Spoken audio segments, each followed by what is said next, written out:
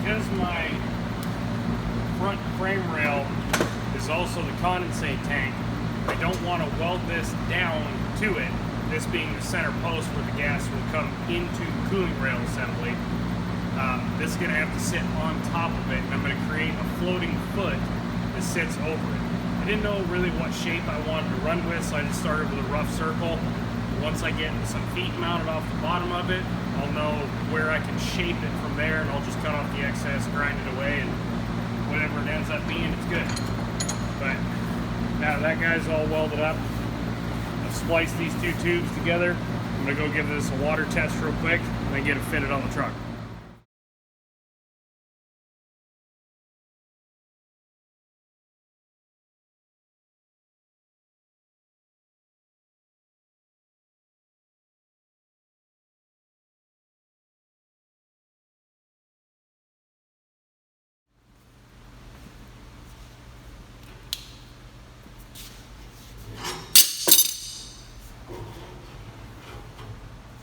Now I'll go ahead and get this welded up, cut off the excess across the back and the front, shape out the front of the pipe a little bit better because that looks kind of cruddy.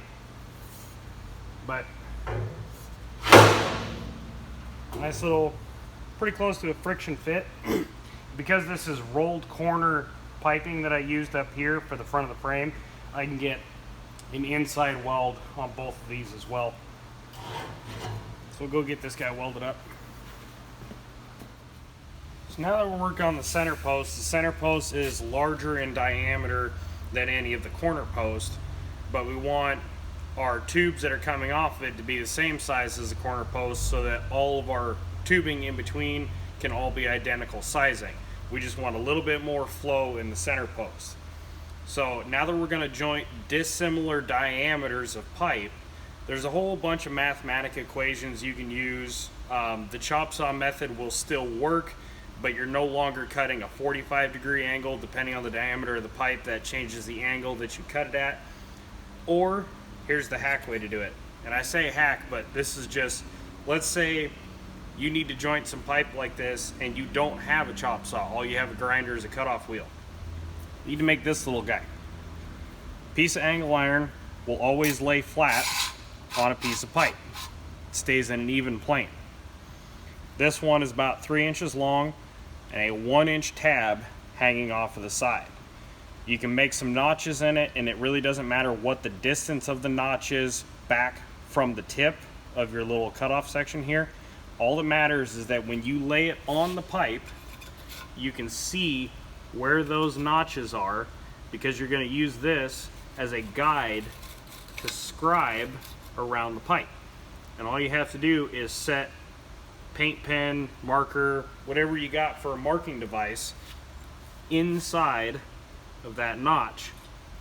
When you do this, you want to make sure that whatever pipe you're going to be jointing, we're joining this one onto this, so this will be the piece that has the fish mouth in it. You want to make sure this is dead center of the pipe and sitting perfectly level, square, true, every single dimension all the way around.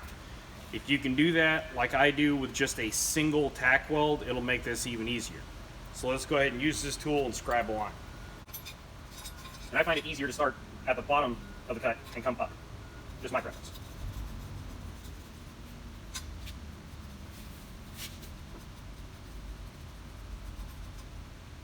I'll come right up to my tack weld right here, and I'll start coming around the other side.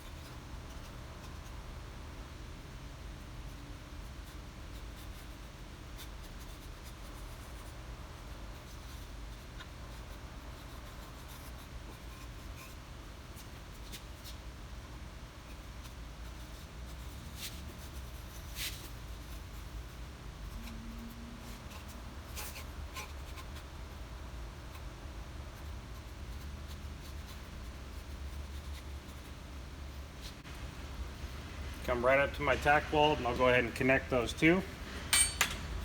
Break off that tack weld.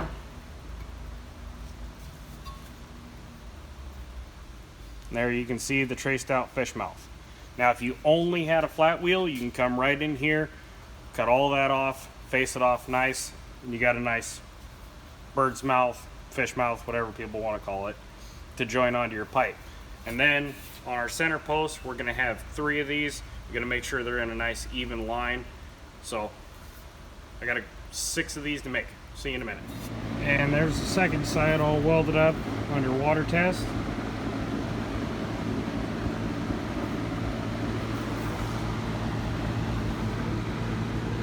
No leaks to be had. So we'll dump that water out, head over to the drill press and knock the holes out.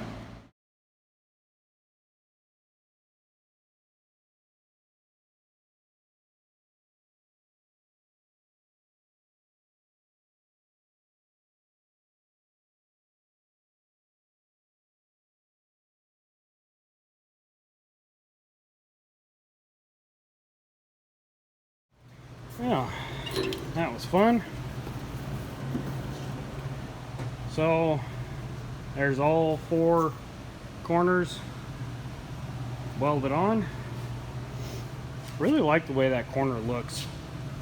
That tube transition. Actually a little bit of a shame I'm gonna have to paint it, but so like I talked about before, so this is a 2 3/8 OD.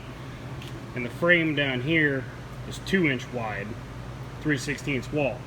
So I sunk a hole saw into it, as you've seen, and cut it down till I had the top edge cut all the way through.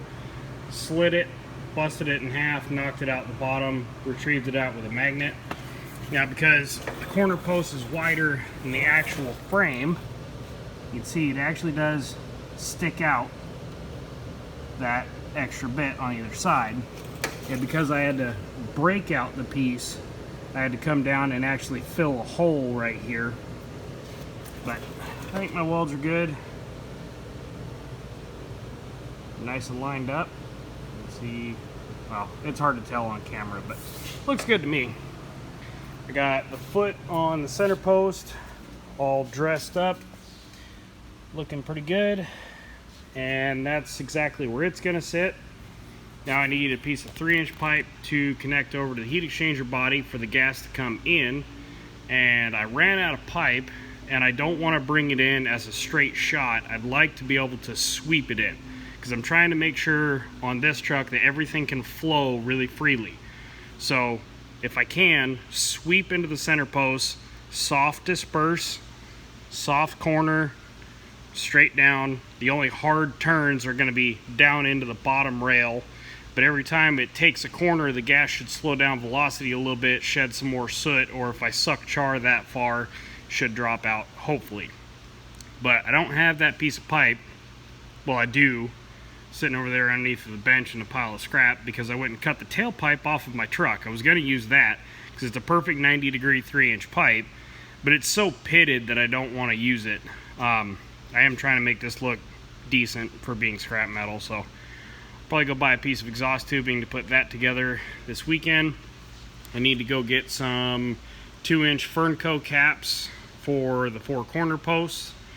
That way, if I ever want to, I can pull off the back caps and flare from there, or the front caps, which I probably won't do because the top rail should be right below the back window, so I definitely don't want a flame licking the side of the cab. But the option's there. I could build a little flare pipe that comes back and looks like an exhaust stack or something if I get, you know, wild hair. But yeah, time to go get some more material. Oh, and I got a line on a condensate tank. So hopefully we can get onto that next week. And if that's the case, the bed will go back on the truck. Build that. And I guess we need some mounts for some boards. And then a little bit of plumbing and some hay filter work. This thing's coming along. I'm hoping in the next month it's going to be on the truck and running and driving. Thanks for watching, guys.